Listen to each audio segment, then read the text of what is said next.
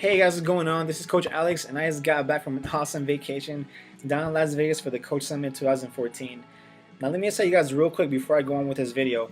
It was such an amazing time to be able to connect with other coaches that just love what they do. It's rare to see a company such with such passion for helping for like personal connection, and I got to hear so many stories for the past 3 days of people overcoming debt, overcoming their own personal struggles. Incredible stories.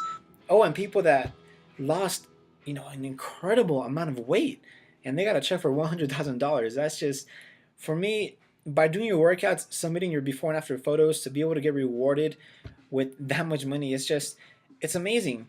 But the money is good. The reflection of what the coach has done in order to help that person, that is the honey, and that is the sweet stuff that is in this business. Is the help, the love that we have for each other. And those are some quick thoughts, but let's get rolling on this. I wanted to share with you guys today on how to create a consistent income with Beachbody and the behaviors that will separate you from, something as a hobby to something as a career. Now, don't get it wrong. Both produce results, except one is going to be a lot more consistent than the other behavior. All right, so let's get rolling. Some of the behaviors that hobby coaches do on a day-to-day basis is, they work out, they use their products, they work out to P90X, they work out to T25, and they're really good about that.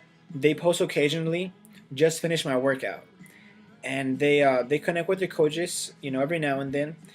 They don't really plant seeds in their conversation. So somebody might tell them, "Hey, that's an awesome shake you got there. What are you drinking?" Shakeology, and that's all they will say. I've seen it a couple times, and it just drives me insane. I can't stand that.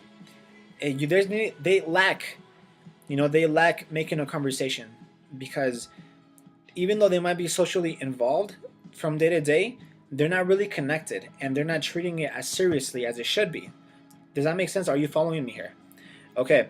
Another behavior is the content that's on their social media.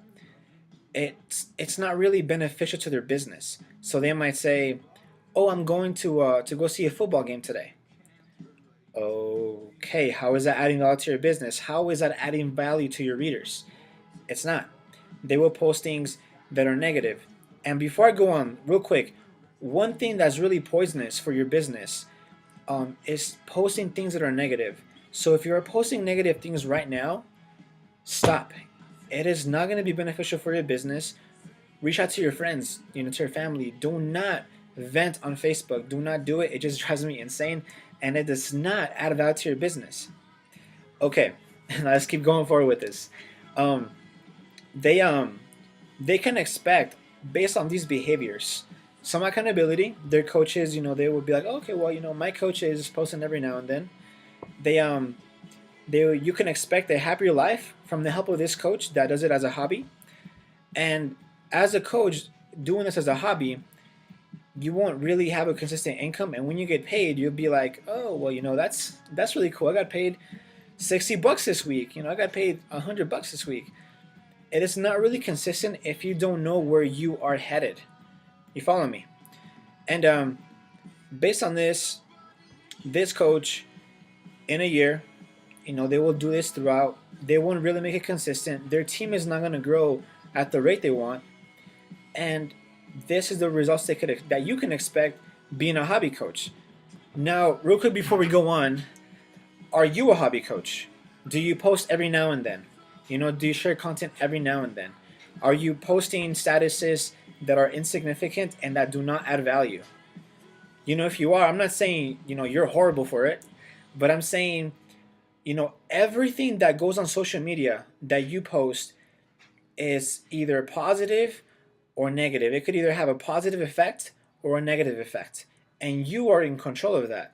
And so every time you post on social media, that's fitness, that's family, that's fun, make it so that your readers are interested in what you are posting. Make it positive, make it fun. Put some hot sauce on that post, right? And before we go on to what a career coach does, how many of you guys get a raise at where you work currently right now full time? You probably don't, right? And you probably have been getting paid the same amount for 3 months, for a year, for two, for 10. With Beachbody, here's the cool thing: we could increase our pay in a week, in a month, in a year. We could quadruple what we get paid at work in less than 2 years. Now, doesn't that blow your mind? I know it blows my mind. Whew. It's so incredible. Now let's get to it with career coaches on their behaviors. Now, some of these things become personal habits, and one thing as a behavior that a career coach does is they have a set location of where they do work. So, for example, a desk, a spot in the living room, a spot outside. You need to have a place of work where you feel at peace and that no one is going to bother you during that time. It's that time that I learned at Summit. They call it no matter what time. So no matter if you have this awesome TV drama that you watch, this needs to be a priority. This is one of their behaviors. And one of the things that another behavior is, you constantly plan your challenge groups. You constantly plan your activities ahead of time. You don't do everything on the spot and expect to get great results. That is not going to happen. A career coach, they plan what challenge group is going to be more beneficial for their customer. Career coaches don't tell a customer, hey, well, I think you would be great for my insanity challenge, but they are 275 pounds. They have never been athletic. No, that does not benefit them, and that is a hobby behavior. That is not a career behavior. One other thing that you need to be doing is you need to be constantly grooming your coaches. You need to be able to interact with them and seeing in what they're doing. That is one of your jobs. When you sign somebody up and somebody trusts you with their own goals, you need to be able to help groom them. That is your responsibility. Even though we have these amazing, amazing tools that help lead us and that help grow us into the next rank, as a coach, it is our job forever, even if they are superstar diamonds, to keep grooming them into the best possible leader that they could be. Okay? Now, another behavior that a career coach does is they focus on making Success Club every single month. Now, there's a different ways that you can make Success Club, and you can either make 5 or Success Club 10. Now, to make Success Club 5, it's helping 3 people minimum a month. Do you think you can help 3 people a month? Do you know of 3 people that would like your help this month? Right? It's not that hard. And you need to put in your mindset right now that making Success Club each and every single month, it's not hard. And trust me, there's months where I do feel the pressure to make Success Club 10. I'm like, oh my gosh, what am I gonna do? Who am I gonna talk to? But personally, that's me, not getting on the ball as well, and not sending invites, not building connections with people. And that's what it's all about. It's not about, hey, there's this awesome promotion, here's a link, let me send it to you right away. It's about, hey, hello, how are you doing? How are your kids? How's your family? How is work going? Being a real person, interested in exactly what that person is doing, not just about selling, because that is not what we're about. Okay, that is one of the behaviors that career coaches do, is they are interested in what their customer is doing or their coach is doing, rather than just worrying about, hey, well, are you creating volume for me? Or, hey, are you buying off of me? That is not what it's about, okay? And your social media content, it has to be crafted to a specific result. So if you're posting about never giving up, there needs to be some content there that is specific about what you were going to post that relates to never giving up. If you're posting about your family and how grateful you are to have them, don't just write grateful for my family, hashtag grateful. No, that is not good content. Make it meaningful. Why are you grateful for your family? Why are you so lucky to have them? Why are you blessed?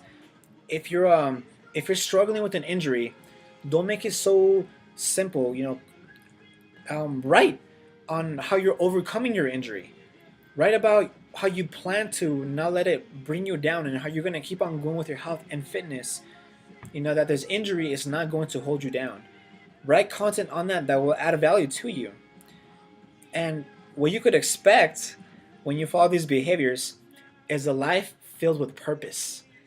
A life of purpose, it just, it feels amazing to know that each and every single month you have a purpose. You have those goals to meet. You have people to help. Then feeling disorganized and out of place, and there's many roads to go, and you have no idea where to go because you have not planned. Being organized is another behavior that career coaches have. And another result you could expect is an increase of income each and every single month. This creates a legacy. This creates an organization. How many of you guys are watching this video right now want 50 coaches, want 100 coaches, want 15,000 coaches? That is what Lindsay Manway has. She announced that at the Coach Summit this past weekend. If you want to create an organization, if you want to create a legacy, if you want to change your life, you need to adapt these behaviors that will make you into a career coach. Now, a combination of these behaviors is a good thing to be consistent with as well. But ultimately, do you want to do this and progress and see your income kind of like go here, then go here, and just kind of be all over the place with hobby behaviors? Or do you want to constantly be increasing, learning new ideas, planning new things every single month with career-like behaviors? Does that make sense? Now, going back to the one thing I mentioned on the no matter what attitude is, for example, I sometimes get in at 10 p.m. and I'm exhausted. It has been a long day. I still need to work out, but there's so many messages that I haven't responded to yet. I could go to bed and I could call it a day, but how is that going to affect my future? Does that make sense? It's a no matter what attitude.